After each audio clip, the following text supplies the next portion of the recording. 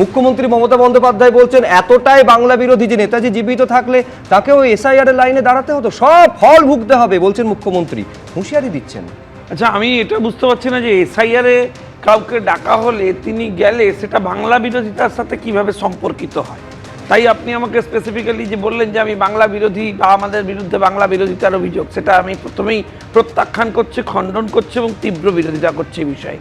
আমি শুধু এটুকুই বলতে চাই যে দেশের স্বার্থে অনুপ্রবেশকারীদের আইডেন্টিফাই করার স্বার্থে দেশের যে কোনো কাজের ক্ষেত্রে আমার দৃঢ় বিশ্বাস অন্তরের অন্তঃস্থল থেকে যে নেতাজি সর্বাগ্রে ভূমিকা নিতেন, দেশ তার কাছে সর্বোপরি ছিল। কারণ আপনাদের যে এখনই দেখলাম খবর, তাতেও আপনারা তা স্বীকার করলেন, এটাই নেতাজির প্রধান আদর্শের জায়গা ছিল। তো দেশ যদি সবার আগে থাকে সেক্ষেত্রে এসআইআর মতো বিষয় তিনি নিশ্চয়ই সমর্থন করতেন, কিন্তু মমতা বন্দ্যোপাধ্যায় বিরোধিতা করতেন। ফলে আপনাকে বুঝতে হবে যে নেতাজিকে ভর করে একগুচ্ছ বাংলাদেশি পাশাপাশি এই এসআইআর এর জন্য হয়রানি যেটা হচ্ছে সেটাকে তুমি অস্বীকার করবে? হয়রানির জন্য তৃণমূল কংগ্রেস দায়ী। কারণ তৃণমূল কংগ্রেসের বিডিও, এসডিও, বিএলও যত সমস্ত অফিসার আছে তাদেরকে এরা কাজে লাগিয়েছে। এরা মহাধূর্ত। এরা করেছে কি, এদেরকে দিয়ে এই সমস্ত মিথ্যা তথ্য ইলেকশন কমিশনের সমস্ত আপলোড করিয়েছে, দিয়ে এই সমস্ত জিনিস করে মানুষকে হয়রানি করছে। আপনি জানেন এরা বলে দিয়েছে যে কোনো সাধারণ মানুষ যাবে, এদেরই সব অফিসার তাদেরকে বলেছে ইচ্ছে করে ডিলে করো, ইচ্ছে করে হয়রানি করো, মানুষকে কষ্ট দাও। আমার পাল্টা প্রশ্ন থাকবে, তাহলে সেই নিয়ে নির্বাচন কমিশনের কাছে কেন অভিযোগ করা হচ্ছে না? সেই নিয়ে কেন আদালতে এখনো পর্যন্ত বিজেপি যাচ্ছেন? আমি আমি আবার তোমার কাছে আমি আবার আসবো, আমি কৌশিক বিশ্বাসের কাছে আসবো যে স্পষ্ট, আমি এলওপির বক্তব্য দর্শকদের সামনে রাখবো, কিন্তু স্পষ্ট অভিযোগ যেটা শঙ্কুদেব পান্ডা বিজেপি মুখপাত্র হিসেবে করছেন, তৃণমূলের প্রতিনিধি কৌশিক বিশ্বাস, ডক্টর কৌশিক বিশ্বাস। দেখুন, প্রথমেই আমরা বলবো এবিপি আনন্দের সমস্ত দর্শকদের নেতাজি জন্মজয়ন্তী এবং সরস্বতী পুজোর অনেক অনেক শুভেচ্ছা জানাই তৃণমূল কংগ্রেসের পক্ষ থেকে। সুপ্রিম কোর্ট কয়েকদিন আগে যে ঐতিহাসিক রায় দিয়েছে, সেই ঐতিহাসিক রায়ে তৃণমূল কংগ্রেসের সবকটা এসআইআর সম্পর্কিত দাবিকে মান্যতা দেওয়া হয়েছে। লজিক্যাল ডিসক্রিপেন্সি থেকে শুরু করে মাধ্যমিকের অ্যাডমিট কার্ড থেকে প্লিজ বলতে দাও, তুমি আনইন্টারাপ্টেড বলেছো।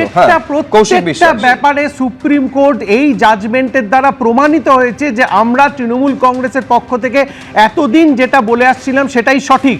এই যে বিজেপি বলছে যে বিএলওদের দিয়ে ওরা মিথ্যে তথ্য আপলোড করাচ্ছে, কত বড় ভুল এবং ভ্রান্ত কথা। বিএলও তো হচ্ছে নির্বাচন কমিশনের অধীনে, সেটা যদি হয় তার মানে নির্বাচন কমিশন সম্পূর্ণরূপে ব্যর্থ তাদের নিজেদের প্রতিনিধিদের সামলাতে, তাই তো? নির্বাচন কমিশনের অধীনস্থ হচ্ছে বিএলএ, সেই বিএলএ যদি ভুল তথ্য আপলোড করে সেটা দেখার দায়িত্ব তো নির্বাচন কমিশনের। আসলে বিজেপি এবং নির্যাতন কমিশনের এই চক্রান্তটা সম্পূর্ণরূপে সুপ্রিম কোর্ট ফাঁস করে ভেঙে দিয়েছে, যার জন্যে বাংলার ভোটাধিকার রক্ষায় আপনারা দেখুন এইটা মানতে কিন্তু দুঃখের সঙ্গে আমরা দেখছি সুপ্রিম কোর্টের রায়টাও কার্যকর করতে দিচ্ছে না বিজেপি। আপনি সুপ্রিম কোর্টের একটা অংশের কথা বললেন, আর একটা অংশের কথা বলছেন না, সেটা হচ্ছে আইন শৃঙ্খলা পরিস্থিতি রক্ষার দায়িত্ব ডিজিপি থেকে পুলিশ সুপারকে দিয়েছিলেন। তারপরেও কার্যত একাধিক সেন্টারে প্রায় প্রতিদিন এই হিংসার ছবিগুলো দেখতে হচ্ছে কেন? আইন শৃঙ্খলা তো রাজ্য সামলাবে। দেখুন, দলগতভাবে তৃণমূল কংগ্রেস কখনোই কোনো হিংসাশ্রয়ী কাজকর্মকে প্রশ্রয় দেয় না, এটা দ্ব্যর্থহীন ভাষায় বলছি। সুপ্রিম কোর্টের রায়কে নিশ্চয়ই মান্যতা দিয়ে রাজ্য পুলিশের ডিরেক্টর জেনারেল আইন শৃঙ্খলার পরিস্থিতিটা দেখবেন, কিন্তু তা সত্ত্বেও যদি কোথাও এই জেনারেল ডায়ার চিত পরাধীন ভারতবর্ষে ব্রিটিশ শাসকরা যেভাবে অত্যাচার করতো, বাংলা স্বাধীন ভারতে, স্বাধীন পশ্চিমবঙ্গে কিভাবে আইন শৃঙ্খলা পরিস্থিতি সুপ্রিম কোর্টের রায়ের পরেও কতটা মানা হচ্ছে সেই ছবিও রাখবো। দ্রুত শঙ্কু। দেখুন, আমার মনে হয় এরা বাংলাদেশ, পাকিস্তান, মিনি পাকিস্তান এসব যারা বানিয়েছেন, এসবের যারা জনক, তাদের কাছে এই সমস্ত ডায়ার ফায়ারের গল্প ধোপে টেকে না। আপনারা বেলডাঙ্গা থেকে শুরু করে আপনার ওই এমএলএ, তার এফআইআর এর নাম নেই, সে বেটা ছেলেকে এখনো অ্যারেস্ট করা হয়নি, সে সরাসরি গিয়ে বিডিও অফিস ভাঙচুর করেছে। দল থেকে বের করে দিন। আপনি তো দলকে নিয়ে একদম সবার উপরে রেখেছেন, প্রশাসনের উপরে, তাহলে দল থেকে কেন সাসপেন্ড করেননি? এমএলএকে কেন শোকজ করেননি? কেন বলেননি যে একটা গণতান্ত্রিক ব্যবস্থাকে এভাবে ধ্বংস করা যায় না? কারণ আপনি ইন্ধন দিচ্ছেন। সেই তৃণমূল বিধায়কের বিরুদ্ধে ঠিকই বলেছে শঙ্কু যে কোনো এফআইআর করা হয়নি। জেলা শাসক তিনি এসডিও কে নির্দেশ দিয়েছেন তদন্ত করার জন্য, এবং সেই তদন্তের ক্ষেত্রে কি বলেছেন তারপরে ওই বিধায়ক, সেটাও দর্শকদের সামনে রাখবো। কিন্তু হ্যাঁ, সাধারণ মানুষের হয়রানির গুচ্ছ গুচ্ছ অভিযোগ সামনে আসছে, তাই নিয়ে একেবারে যিনি স্পেশাল রোল অবজারভার সুব্রত গুপ্তর সঙ্গে আমরা কথা বলেছিলাম, তিনি কি বলছেন একবার দেখুন। দক্ষিণবঙ্গে কোনো কোনো জায়গায় এরকম অশান্তির খবর পাওয়া গেছে, উত্তরবঙ্গেও দু এক জায়গায় পাওয়া গেছে, কিন্তু আমি যেসব জেলায় ঘুরেছি, কুচবিহারে, আপনার আলিপুরদুয়ারে, জলপাইগুড়িতে, মালবাজার সাব ডিভিশনে, এইসব জায়গায় কোথাও কোনো অশান্তি দেখিনি। কিন্তু এই রাজ্যের ক্ষেত্রে কেন এটা লজিক্যাল ডিসক্রিপেন্সি করা হলো?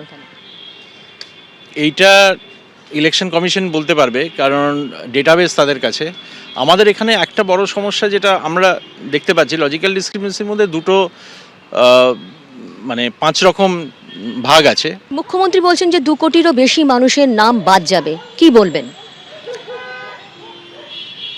এটা উনি কিভাবে বলছেন আমি বলতে পারবো না, কারণ নোটিশ এখনো অবধি দেওয়া হয়েছে 32 লক্ষ আনম্যাপড এবং প্রায় 1 কোটি যেটা লজিক্যাল ডিসক্রিপেন্সি, এবং আনম্যাপড যারা তাদের মধ্যে একটা অংশ হয়তো যারা লিঙ্কেজ প্রমাণ করতে পারবেন না বা যাদের কাছে কোনো না কোনো নথি থাকবে না, তারা বাদ যেতে পারেন।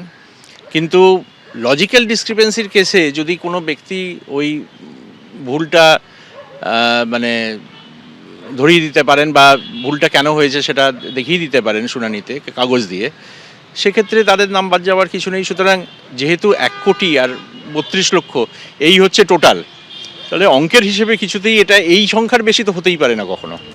কিন্তু আমি বলছি বিশ্বনাথ দা, যতটা সহজে স্পেশাল রোল অবজারভার বলছেন বিষয়টা হবে, বাস্তবে কিন্তু অভিজ্ঞতা খুব করুন। তিনি বলছেন যে কেউ যদি এই লিঙ্কেজের ভুল ত্রুটি ধরিয়ে দিতে পারেন তাহলে নাম বাদ যাবে না, একদম সহজ ব্যাপার। কিন্তু বাস্তবে যাদের একবার নয় একাধিকবার নোটিশ যাচ্ছে, বারবার 80, 85, 90 বছরের প্রৌঢ় অসুস্থ মানুষদের বারবার কমিশনের এই শুনানিতে হাজির হতে হচ্ছে, সমস্যা যে হচ্ছে, হয়রানি যে হচ্ছে, সেটা বাস্তব। আমি বলছি এই ঘটনার জন্য বারবার এই ফেস করার জন্য কি কমিশনের প্রতি সাধারণ মানুষের যে আস্থা সেইখানে ধাক্কা খাচ্ছে না? দেখো, তোমাকে বলার আগে আমি একটা কথা একটু বলতে চাই, আমার কানে লাগলো। মুখ্যমন্ত্রী দিল্লিকে কুচক্র না কি একটা বললেন, যে ষড়যন্ত্র নগরী, কিন্তু এটা কিন্তু একটা নগর সম্পর্কে বলা যায় না। তোমার মনে থাকতে পারে যে রাজীব গান্ধী কলকাতাকে ডেড সিটি বলেছিলেন, মৃত শহর বলেছিলেন। তা নিয়ে কিন্তু বাঙালিরা খুব অভিমানী হয়েছিল, প্রতিবাদ করেছিল, রাজনৈতিকভাবে প্রতিবাদ হয়েছিল।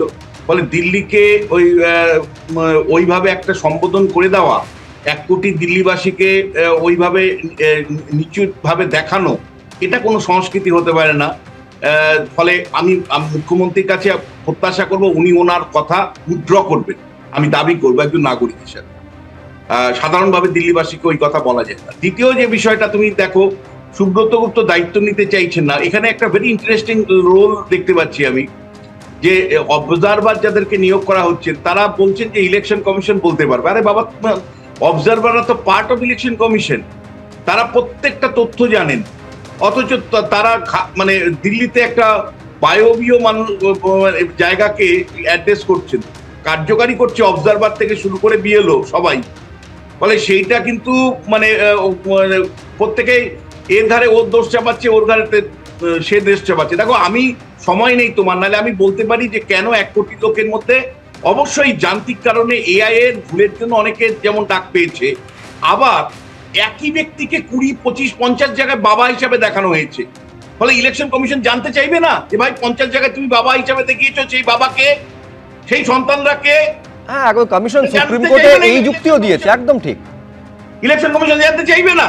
এআই যেমন মানুষকে দুর্ভোগের কারণ, যন্ত্রণা যেমন একটা আছে, আবার একই সাথে একই ব্যক্তিকে দেখিয়ে মানে এসআইআর ফর্ম ফিল আপ করেছে বিভিন্ন জায়গায়, এবং সেখানে মানে শাসক দলের বিরুদ্ধে অভিযোগ সরাসরি যে কিভাবে মানে একই ব্যক্তির নাম ব্যবহার করে একাধিক জায়গায় নাম মানে একাধিক ব্যক্তির নাম তোলা হয়েছে। এবং একই সাথে তোমায় বলতে চাই, বহু পরে শুভেন্দু অধিকারী, সৌমিক ভট্টাচার্যরা বুঝতে পারলো যে বিএলও আসলে ইলেকশন কমিশনের লোক নয়, বিএলওরা হলো রাজ্য প্রশাসনের অন্তর্গত, এবং এই এন্টার এক্সারসাইজটা তৃণমূল কংগ্রেসের নেতৃত্বে হচ্ছে। এটা অনেক দেরিতে বুঝতে পারলো। ফলে শুভেন্দু অধিকারীর কাছে আমার প্রশ্ন, সেদিন আপনি বুঝতে পারেননি কেন? যেদিন ইলেকশন কমিশনের সমস্ত দায় দায়িত্ব আপনি নিয়ে নিয়েছিলেন, প্রত্যেকটা দায় দায়িত্ব নিয়ে গিয়ে আপনি অ্যাডভান্স বলছিলেন। তার মানে বিশ্বনাথ, হ্যাঁ, বিলম্বিত বোধোদয় হচ্ছে। কোথায় এসব বলেছেন? দায় দায়িত্ব নিয়ে নিয়েছে ইলেকশন কমিশনের দায় একজন রাজনৈতিক দলে যিনি এলওপি, তিনি কেন নিতে যাবেন? মুখে কথা বসাবেন না, কোথায় কি হচ্ছে বলুন স্পেসিফিক্যালি। এটা অনেক আগে বোঝানো উচিত ছিল। আমরা যখন আরে বোঝানো উচিত ছিল, ঘটনা ঘটবে, লোকে এফেক্টেড হবে, তবেই না বলবে। আমি বলছি যে আমি কি আগে হাত গুনবো নাকি আগে থেকে জানাবো? তার মানে তুমি এটা মানছো যে কমিশনের যে ভূমিকা নেওয়াটা উচিত ছিল কমিশন সেই ভূমিকা নেই? এলওপি প্রকাশ্যে বলছেন যে হ্যাঁ। তৃণমূল কংগ্রেসের মতো সেটা তো এতদিন পরে বুঝছো তারা তোমরা। গভীর ষড়যন্ত্র করেছে। মানুষ, আমিও তো বুঝছি। না না, আমি বলছি তার মানে মানুষের হয়রানি কমিশনের যে ভূমিকা রোল প্লে করা উচিত ছিল সেই রোল প্লে করেনি, এইটা তোমরা মানছো শেষমেশ। কাজ করবে। হ্যাঁ। তা বিএলএরা যদি এইসব ষড়যন্ত্রে লিপ্ত থাকে, সে 2 ইয়ার ডক্টর বিশ্বাস। ব্যবস্থা নিতে বলেছিল, তাকে এখনো তদন্ত এতদিন করছে। বুঝতে পারছো না। ডক্টর বিশ্বাস। ডক্টর বিশ্বাস। প্রথম কথা হচ্ছে যে বিএলওদের ট্রেনিং প্রক্রিয়া সম্পন্ন করেছিল নির্বাচন কমিশন। আজকে স্পেশাল রোল অবজারভারের কথাটা দেখুন, উনি নিজেই স্বীকার করলেন যে উত্তরবঙ্গে উনি কোথাও কোনো অশান্তি দেখছেন না। যিনি স্পেশাল রোল অবজারভার উনি লজিক্যাল কিন্তু এসবের মধ্যে মূল বিষয় হচ্ছে মানুষের ভোগান্তি হচ্ছে। এবিপি আনন্দ, এগিয়ে থাকে, এগিয়ে রাখে।